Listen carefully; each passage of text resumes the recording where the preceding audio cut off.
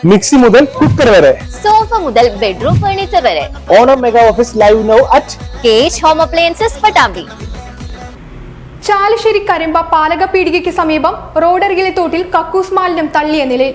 ചാലിശ്ശേരി പഞ്ചായത്തിലെ കൂറ്റനാട് കരിമ്പ പാലക്കപ്പീടികയ്ക്ക് സമീപമാണ് സാമൂഹ്യവിരുദ്ധർ തോട്ടിൽ കക്കൂസ് മാലിന്യം തള്ളിയിരിക്കുന്നത്. 2 ആഴ്ച മുമ്പും സമാനമായ രീതിയിൽ ഇവിടെ കക്കൂസ് മാലിന്യം തള്ളിയിരുന്നു. റോഡിന് കുറുകെ കടന്നുപോകുന്ന തോട്ടിലാണ് വലിയ തോതിൽ മാലിന്യം തള്ളിയിരിക്കുന്നത്. ഹോട്ടൽ പ്രവർത്തിക്കുന്നതിന് തൊട്ടരികിലാണ് ഈ വിധത്തിൽ മാലിന്യം തള്ളി പോയിരിക്കുന്നത്.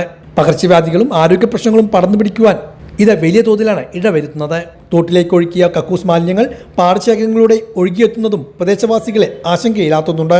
പാലാവാട് ഒരു കക്കൂസ് മാലിന്യം തള്ളാനുള്ളൊരു കേന്ദ്രമാക്കി മാറ്റിയതാണ്. ഇത് ബന്ധപ്പെട്ട അധികാരികൾ ഇത് വേണ്ടുന്ന രീതിയിൽ ഇതിന് നടപടിയെടുത്തില്ലെങ്കിൽ ഞങ്ങൾക്ക് ജീവിക്കണ്ടേ. പകർച്ചവ്യാധികൾ പകർന്നു പിടിക്കുന്ന ഒരു സമയമാണ്.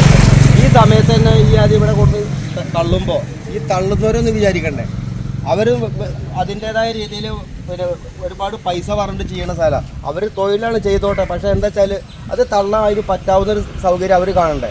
ഇത്രയും ഒരു സ്ഥാപനത്തിൻ്റെ അടുത്ത് തട്ടുമ്പോൾ നമ്മുടെ അധികാരികളുടെ പിടിപ്പേടായിട്ടല്ലേ ഇപ്പോൾ നമ്മൾ കണക്കൂട്ടേണ്ടത്, അല്ലാതെ വേറെ ഒന്നല്ലല്ലോ. ഒരു സ്ഥാപനമാണിത്, ഒന്നൊന്നല്ല 2-3 സ്ഥാപനങ്ങളുണ്ട്, തൊട്ടടുത്ത് വീടുകളുണ്ട്, വഴിയാത്രക്കാരുണ്ട്. ഇതൊരു മെയിൻ റോഡാണ്, പൊന്നാനി പാലക്കാട് റോഡ്. അതിന് എത്ര ആളുകൾ യാത്ര ചെയ്യും? ഇത്തരം സ്ഥലത്ത് ഇതുകൊണ്ട് തള്ളുമ്പോൾ അവരുടെ ധൈര്യം എന്താ?